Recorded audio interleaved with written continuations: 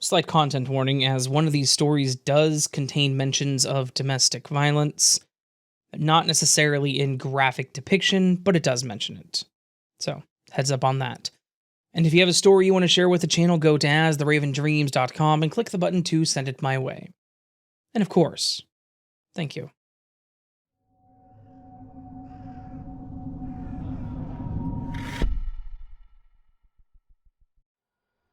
I have a fairly short story about this guy that I went on a date with that was sort of weird. It wasn't necessarily creepy or scary or anything, but it was the only date I went on with this guy for reasons soon to be obvious. And it was definitely the weirdest date I have ever been on. Just a note before I start, this story does get a bit sexual, and not graphic, but the guy did say some odd sexual things to me, and some people may not be comfortable with that. So, I guess, content warning. Also, the story is not meant to judge the other person at all. I have nothing against who he is or isn't. It was just the situation that was out there. So, for the sake of the story, we're going to call this guy Dan. Dan was a nice guy. He and I had spoken a couple of times. We were mutual friends with someone that I was around a lot, so we did bump into each other because of that. The few times I talked with Dan, he seemed like a decent person. Friendly, funny, and overall easy to talk to. I wouldn't say we were friends, just acquaintances. And we hadn't had any conversations about anything too deep. Mostly shallow talk about slight mutual interests. I never expected anything more out of it. But then our mutual friend and I were talking, and she said that Dan had a bit of a crush on me. Apparently I had said something the last time we spoke that sparked his interest, and he told her. So she was telling me. You know how that goes. She gave me his number and told me to give him a chance, that he was a nice guy, and that she thought we would be cute together. I relented, decided to take his number, and I sent him a text saying hi and who I was. The conversation was alright. Nothing too crazy. The next day he called me in the morning and he actually asked me if we could go out that Friday night. Like on a date. I figured why not. So I said sure and asked what he wanted to do. He mentioned going to see the new Thor movie, which would have been Ragnarok at the time. I was sort of into the Marvel stuff. I'd seen the other two Thor movies and the Avengers, so again I figured why not. Skip ahead to that Friday, we went to see the movie, and it was a good time. One thing I noticed was that during the movie, Dan was really into it. Like really watching it with some intensity. I thought maybe he was just a diehard Marvel fan, and was just hyped to see the next part of the story, which is fine. There's nothing wrong with really liking something. It wasn't until after the movie that I realized that there was more to it. We got out of the theater and were walking back to our cars, and when Dan turns to me and starts a sentence in a very strange way. He says, "Okay, so, you know, I'm not gay, right?" This is such a weird thing to say to anyone, really, especially someone you've barely spoken to. I just kind of nodded and said, okay. To which Dan responded, "Chris Hemsworth is such a good-looking dude." I just nodded and said, yeah, he's a good-looking guy, thinking that his initial statement was just some sort of joke for him to set up saying that Hemsworth was attractive. I don't know, I guess I just thought that maybe he had a strange sense of humor or something. But then he got kind of weird with it. I want to say again that he and I had barely spoken prior to this event. 3 conversations max. So for him to start saying what he was saying was a bit extra. He starts talking about how much he would love some, quote, alone time with Chris Hemsworth. I won't get too descriptive about most of the things he said because they were rather inappropriate, but one thing he said I have to mention. He literally looked at me and told me that he would, quote, let Hemsworth bend him over while he screamed that Chris was his daddy. I can't think of any context where this is something you should say to someone that you're on a first date with. And I'm sure that my non-verbal reaction was not a good one, because he seemed to get angry and once again told me, I'm not gay. Like, shouting it at me, almost. I hadn't said anything to him after he said that. Just kind of stared at him like, okay. But I guess that set him off. He got irrationally angry, yelling at me that he wasn't into guys, that he was straight. Just yelling this over and over, before finally storming off to his own car without saying another word. I watched him yank his door open, get in, slam it shut, and gun it out of the parking lot without even looking back. I was a bit shocked at what happened, obviously. I don't have any issue with gay people, but I'm guessing that Dan does or did, and I think that he was having some issues with repressed emotions. Part of me kind of feels like him yelling that he was straight was more to convince himself than me. I had no personal thoughts on it either way. After that date, I actually never spoke to Dan again. Not by my choosing.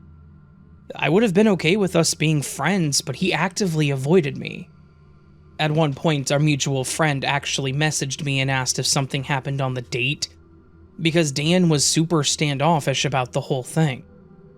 I ended up telling her about what happened and said that I was okay with him no matter who he was as a person. She told me that he told her that he never wanted to see me again. I had to just say okay and that was that. I have no idea why I was the person that he hated in all of this. How this was my fault. But for some reason, Dan thought it was.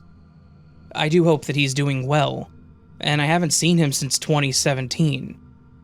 I also hope that he came to terms with whatever was digging at him like that. And if he ever hears this story, I hope he knows that I do agree with him. Chris Hemsworth is an attractive man, and he could definitely have worse taste in men.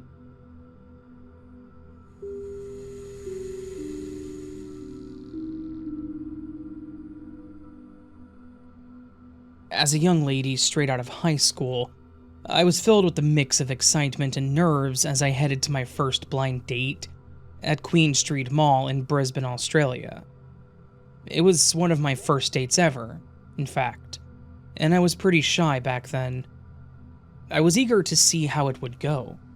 We had met in chat rooms, which was pretty new back in the 90s, and not like Tinder or anything. You couldn't even swipe. Chat rooms were like virtual hangouts with barely any photos, if any, making the whole experience quite thrilling. It's like that Love is Blind show, where they get engaged without seeing what each other look like first. I found the whole idea fun and mysterious. And when I finally saw him in person, I was caught off guard. The only photo I had seen of him was a vague and outdated kind of fuzzy one, with him wearing a cap and sunglasses.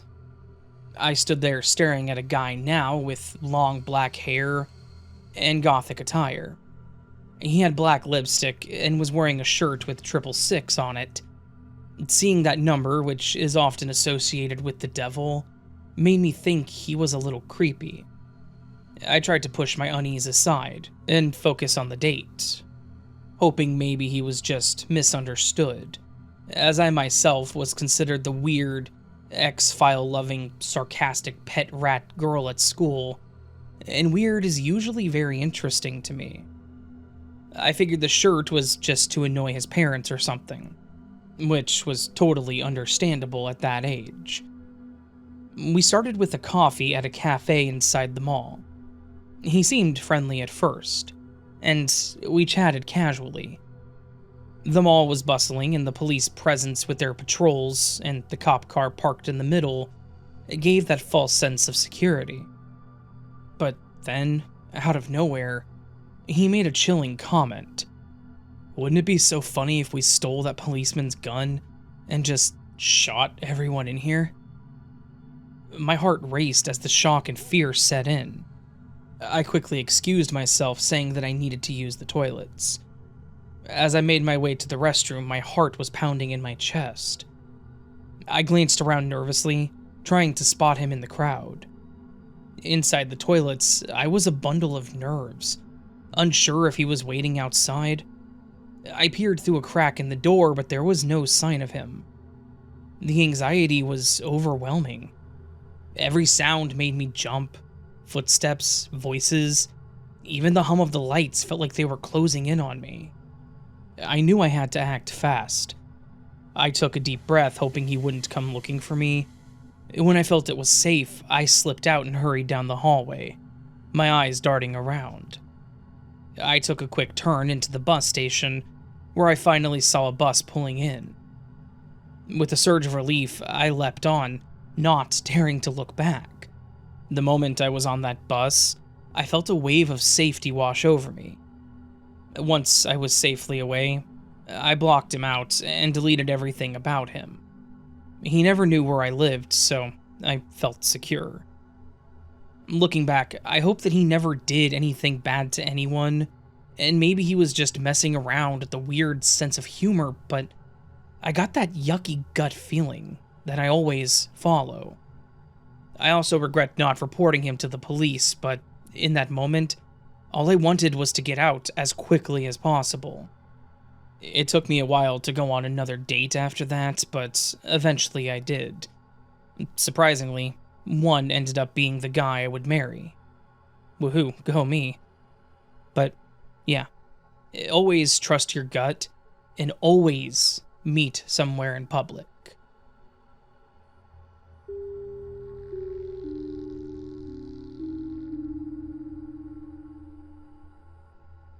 First of all, hello, Raven. You are such an inspiration to me in so many ways. Thank you so much for all that you do. Thank you as well. I would like to tell you a crazy ex story. It might be a little long, so I apologize for that, but it's a real doozy too. First of all, it was the 1990s, and I was in my 30s. I'm female and I had 3 little kids. I was still living with my ex-husband, and we were living as roommates. Our marriage was definitely over, but we were co-parents figuring out our finances. We rarely saw one another as we had opposite schedules in order to care for the kids. This crazy ex story is not about my ex-husband.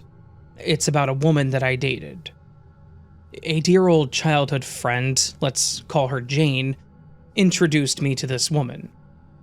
Jane had known her for years and actually bought plants from her, if you know what I mean. Potted plants. So, red flag number 1.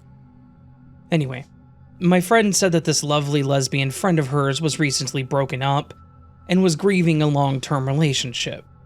Red flag number 2. Jane thought it would be cute to introduce her 2 lesbian friends. Her friend, my soon-to-be crazy ex, let's call her Ms. T, also had a child. Jane said that Miss T seemed to be a really good mother, and since Jane was a longtime nanny, how could I argue? I really focused on the fact that Jane had known her for years, and that she felt she was a good mother. This is how we get past those red flags.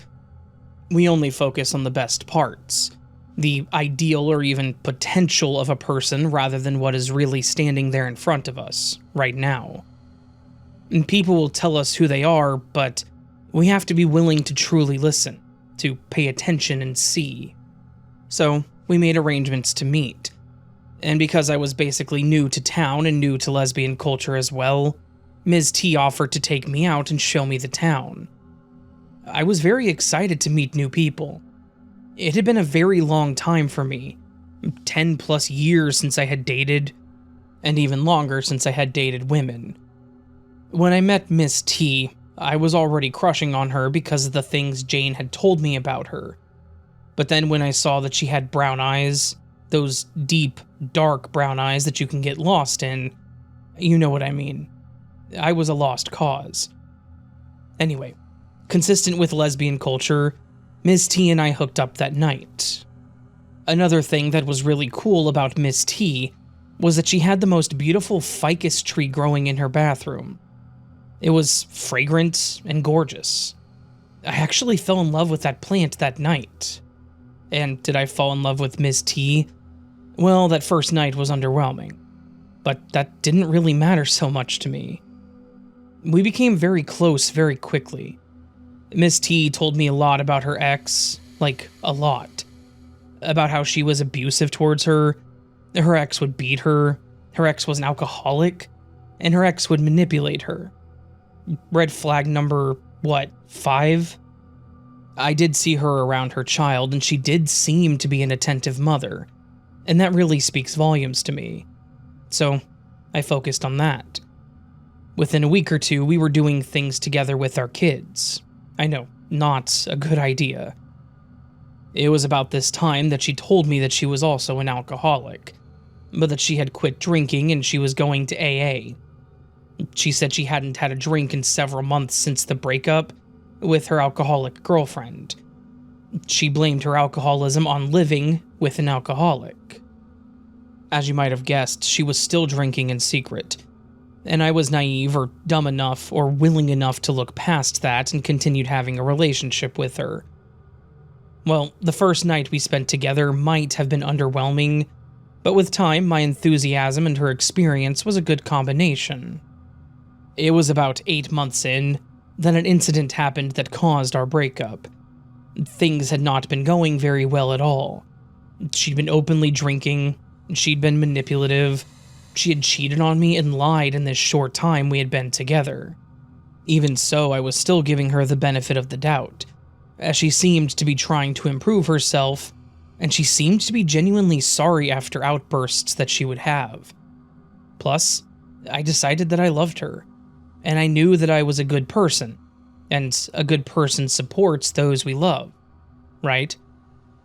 Now, if you haven't figured it out already, I should give you a trigger warning here because there is a description of domestic violence ahead.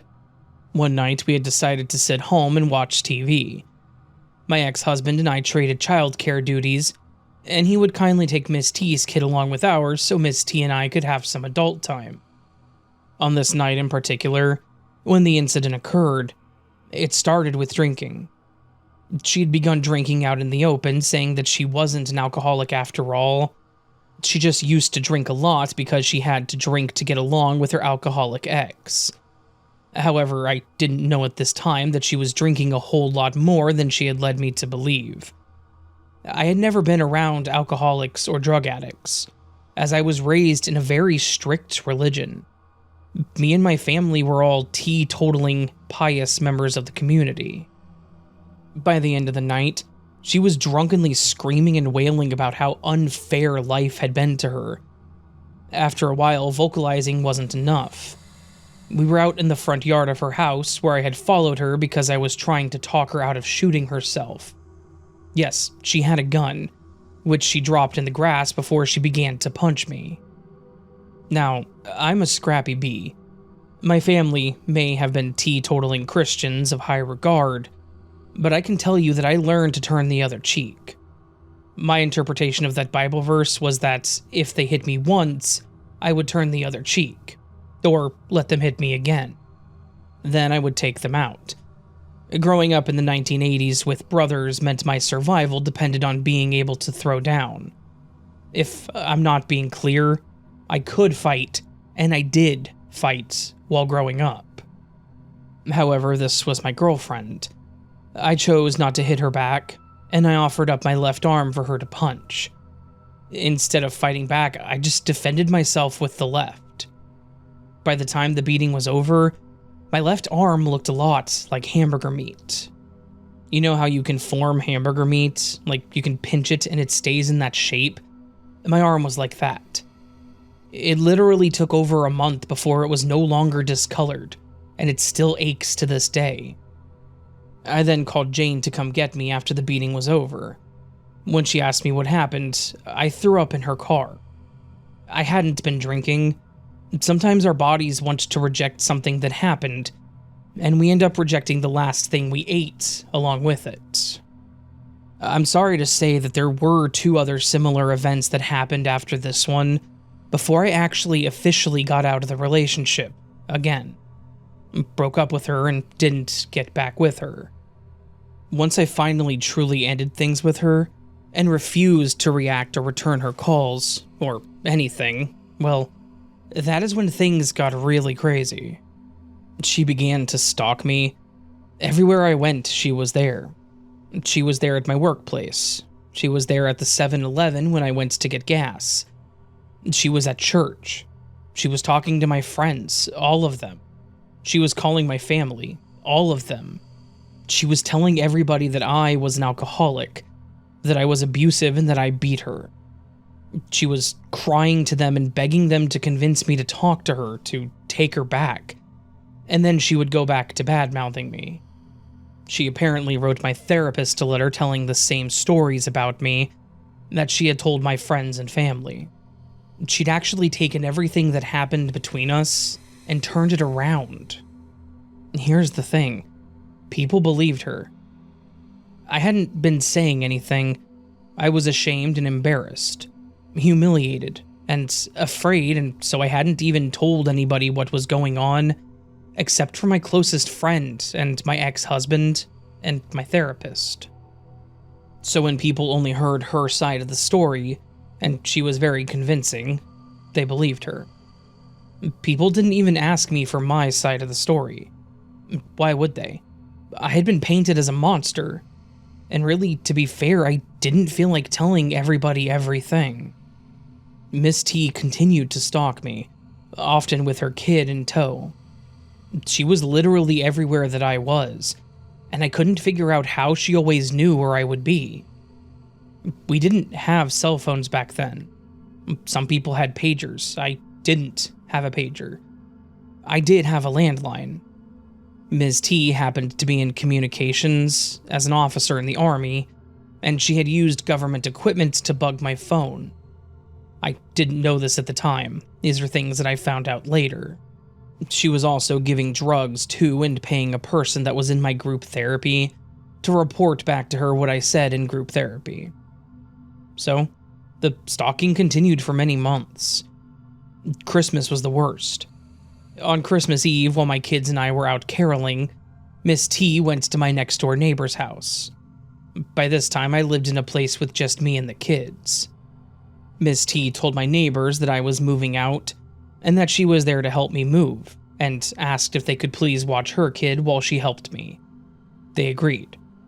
She then proceeded to break into my house, and over the course of 4 hours or less, she had moved much of me and my children's stuff out of the house, including furniture, clothing, toys, presents, stockings, dishes, blankets, towels, sheets, paintings, curtains, money, checkbooks, the landline.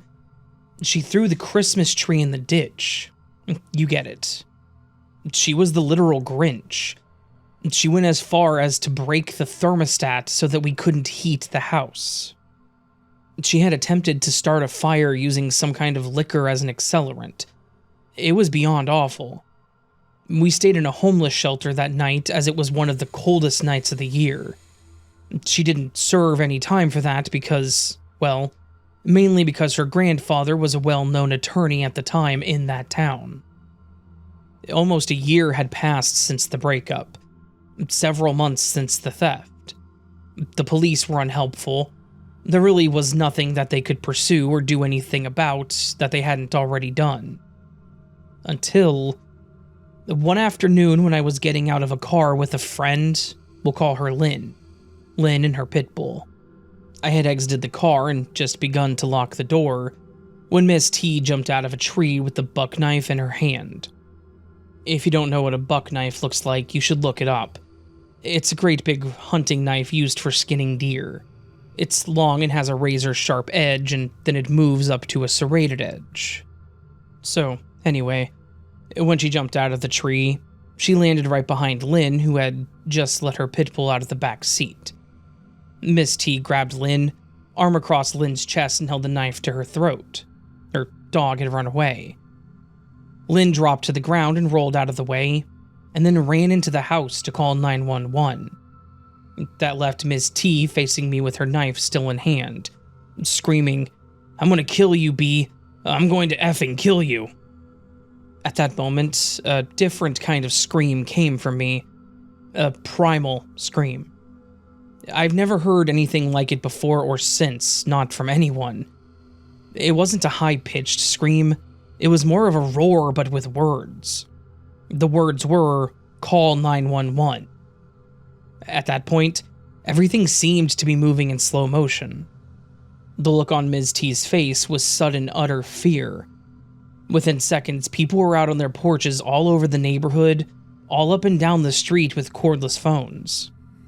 Police were on the scene within minutes. They found Ms. T's truck parked around the street. She wasn't in it, so they just waited. They picked her up, and at that point, with several witnesses and numerous calls into 911, I was able to press charges against her for attempted murder.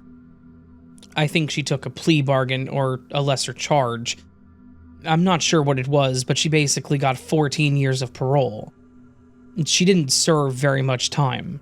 I think maybe a few months. After she got out of prison, she began to stalk me again. So I called her parole officer. I told him that if I saw her again, I would report her to the police, and at that point she would be facing 14 years in prison. She stopped stalking me, or at least I stopped seeing her. So that's my crazy ex story. It's pretty bad. And that's why it had to be so long. It was terrible. Here I have only written the main parts. Miss T was diabolical, abusive, manipulative, and a serious alcoholic. There were several other incidents, including her slamming on her brakes so that the person behind her would hit her. I also came to find out that I was not the only person she was stalking. The woman who had been spying on me for her in my group therapy got sober and did confess and apologize. When I had the phone people out to repair the line she had broken on Christmas Eve, it was when I learned that Miss T had used government equipment to put a tap on my phone. I now have a happy, healthy, long-term relationship of over 20 years. Anyway, I hope that this crazy ex story isn't too long. And remember, if you or anyone you know finds themselves in any toxic situation, there are ways out. For help, if you find yourself living in a domestic abuse situation, you can call the national hotline at 1-800-799-7233 or text BEGIN to 88788. It's very difficult to get out of an abusive relationship for many reasons. I had a support system that included my family, friends, and my therapist to help me make better choices for myself and my kids.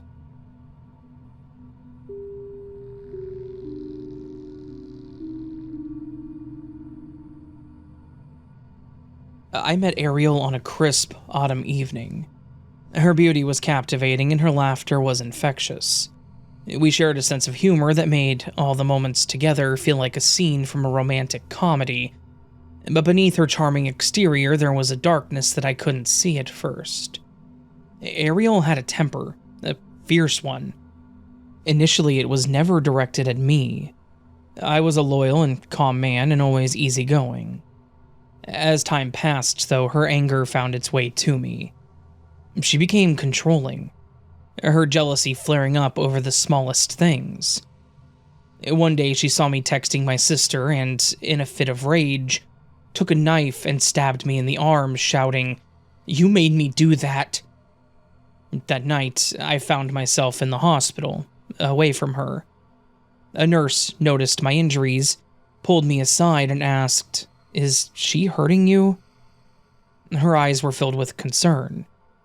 I ended up confessing everything, and she revealed her own past of abuse. "She will kill you if you don't stay away from her," she warned, slipping me her number with a heart drawn next to it. "Just call me anytime, okay?" With the nurse's help, I managed to escape and press charges against Ariel. When the police came to arrest her, she tried to stab one of the officers, but was subdued with a taser. The last I heard, she was diagnosed with a sociopathic disorder and was living in a tent. Her life had spiraled into chaos. But the story doesn't end there. The night I filed the police report, that nurse that had helped me actually became my rock. We started dating and eventually we got married. We now have 3 kids and another on the way. She's the greatest thing that ever happened to me, proving that sometimes 2 broken people can find solace in each other. Yet that memory of Ariel does haunt me. Her promises to never hurt me again echo in my mind. A chilling reminder of how close I came to losing everything. I decided to share my story as a warning. Beware of those who seem perfect but hide a dark side. Vet your dates carefully, for the next time it might not just be a slap. It could be something far more sinister.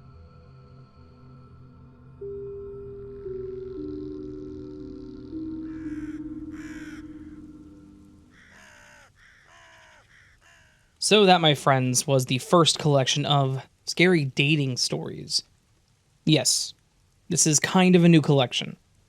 I have done dating stories, like online dating, first date, crazy ex stories, but this collection is pretty much just dating stories. It's not to say that the other ones weren't dating stories, but this one is just stories about those that were dated, I guess, is the best way to put it. Not really. Kind of a weird way to put it, actually.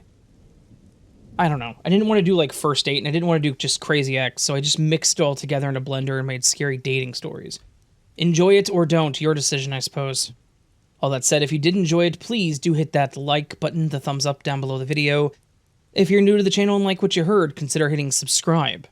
I do a lot of content. Might slow down for a day or two, but I do a lot of content. I really do. If you feel like talking to me, you can go down below the video and leave me a comment.